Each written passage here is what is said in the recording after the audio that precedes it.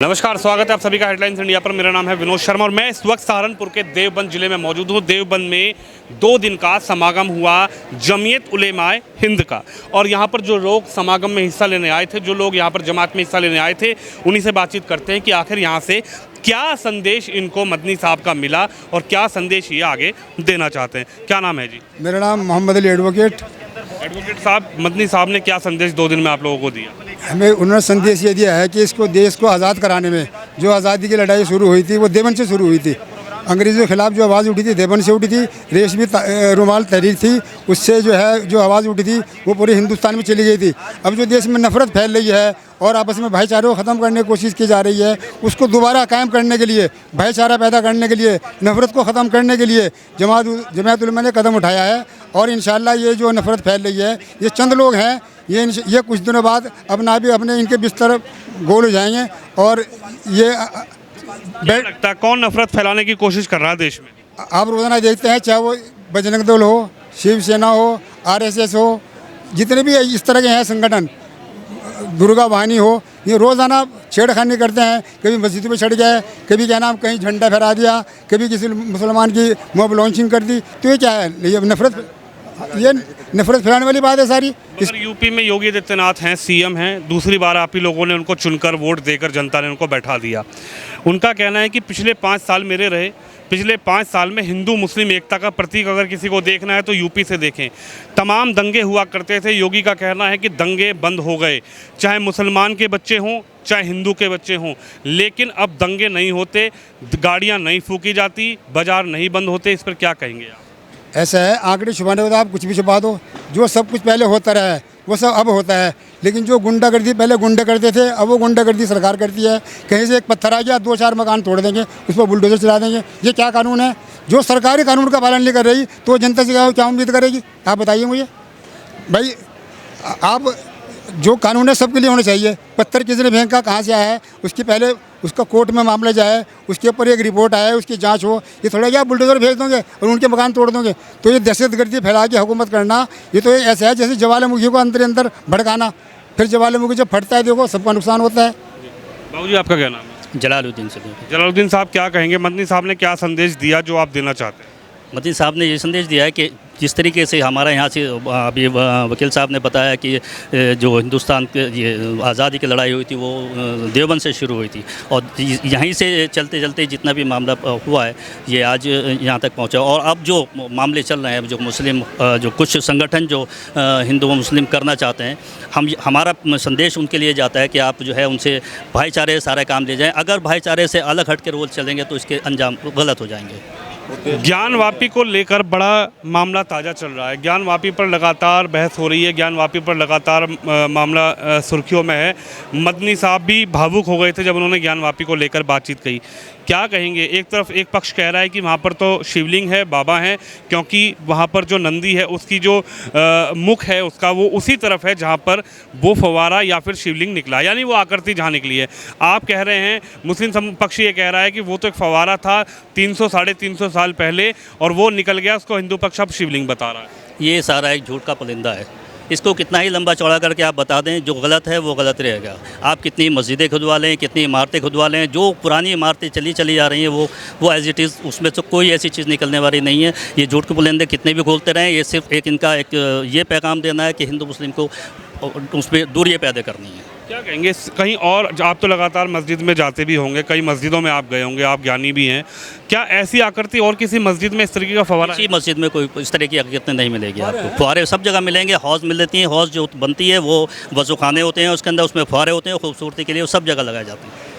किसी में कोई आकृति, आप अभी थोड़ी देर के लिए किसी भी जगह एक जगह गौर से देखते रहेंगे, वहाँ कोई भी आकृति बन जाएगी। आप आसमान में देखिएगा, थोड़ी देर में बादल एक आपकी आकृति बढ़ती नजर आएगी, तो अगर वहाँ शिवलिंग आपको दिखाई देगा तो वो शिवलिंग वो आसमान आपका हो जाएगा। ये बात क्यों कही जा रही है कि उस फुहारे को चला के दिखाया जाए? उस फुहारे के अंदर कहीं जो है वो पाइप लाइन नहीं है। उस फुहारे को आखिर चलाया कैसे जाता होगा उस ज़माने में? आज से ज़्यादा टेक्नोलॉजी उस वक्त में थी। आप समझ सकते हैं कि इतनी ऊंची जो इमारतें बनी हुई, जो आज की टेक्नोलॉजी थी उससे ज़्यादा टेक्नोलॉजी पहले थी, जो उतनी ऊंची इमारतें बनाई जाती थी। उसी टेक्नोलॉजी से वो फुहारा सब चलता है वहाँ पे। मदनी साहब भावुक भी हो गए थे, क्या कहेंगे? उन्होंने कहा कि देश को हम टूटने नहीं देंगे। अच्छा, क्या लगता है कि देश टूटने जा रहा है? मदनी साहब जो भावुक होकर उन्होंने जो बात कही, उस पर आप क्या कहेंगे?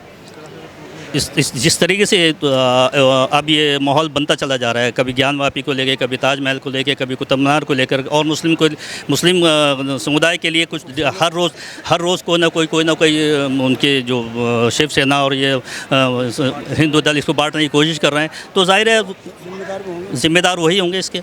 वकील साहब, आप तो ज्ञानी भी हैं, आप तो एडवोकेट भी हैं, क्या कहेंगे अगर कोर्ट में मामला चला गया तो क्या कोर्ट के फैसले का, आप तो एडवोकेट हैं, आप तो लगातार कोर्ट में दलीलों में जाते भी होंगे, क्या हिंदू मुस्लिम दोनों पक्षों को कोर्ट के फैसले का इंतज़ार करना चाहिए आगे बढ़ने से पहले?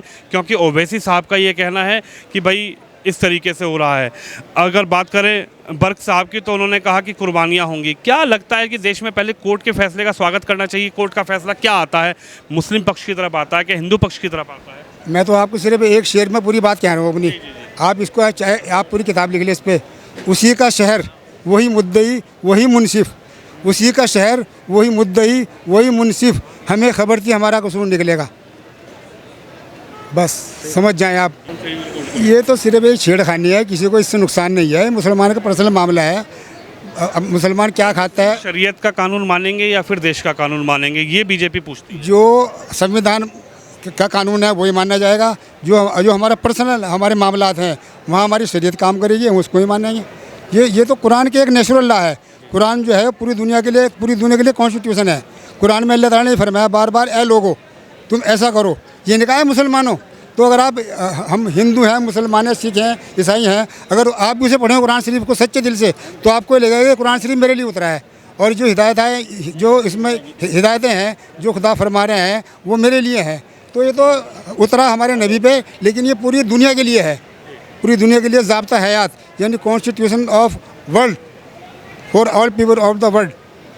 आप कुछ बोलना चाहेंगे? क्या नाम है? जी वो मोहम्मद बाबर मेरा नाम है। बाबर साहब, क्या कहेंगे? लगातार ज्ञानवापी का भी मामला चल रहा है, लेकिन यहाँ से जो संदेश मिला है वो क्या संदेश मिला है? हाँ, ये तो बातें हो ही चुकी है। यहाँ से मेन संदेश ये है, देखो मैं उसका निचोड़ बताता हूँ आपको। हमारा नाम मुसलमान है, हमें मुसलमान कहते हैं, हमें मोमिन कहते हैं। तो मुसलमान के माना है सलामती से रहने वाला और दूसरों को भी सलामती के साथ रखने वाला। ऐसे ही मोमिन के माना है अमन से रहने वाला और दूसरों को भी अमान से रहने देने वाला।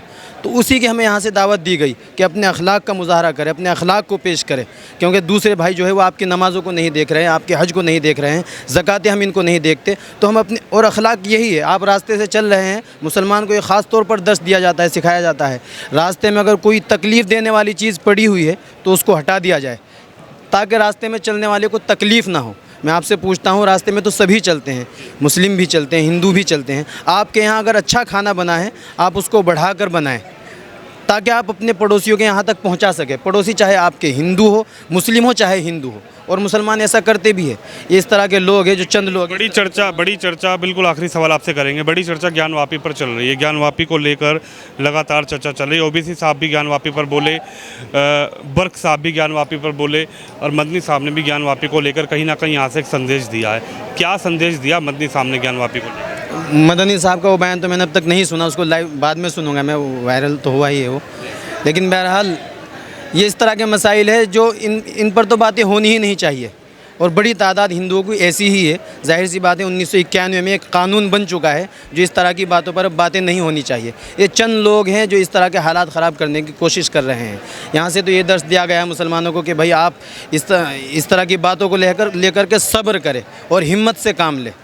कोर्ट के फैसले का स्वागत करेंगे, कोर्ट पर विश्वास है? हमें विश्वास है, संविधान का भी हम लिहाज ऐसे ही करते हैं, हम शरीयत का लिहाज, जिस तरह हमारी दो आँखें हैं, अगर हमारी इन आँखों को परेशानी होती है, जाहिर है हम दोनों आँखों का इलाज करते हैं, हम दोनों आँखों की हिफाजत करते हैं। ऐसे ही शरीयत की भी मुहाफिज हैं हम, शरीयत की भी को भी लेकर चल रहे हैं, और अपने संविधान का भी हम वेलकम करते हैं। और जाहिर है अगर कोई ऐसी बात आती है, मुसलमान एक पुरअमन तरीके से, अगर इस्लाम के कोई खिलाफ कोई बात आती है, उसके बारे में फिर बात की जाएगी।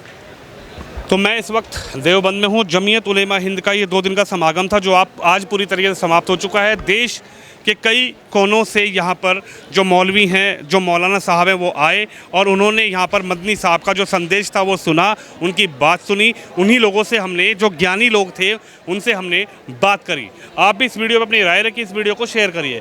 कैमरामैन अंकित के साथ विनोद शर्मा, हेडलाइंस इंडिया के लिए देवबंद से।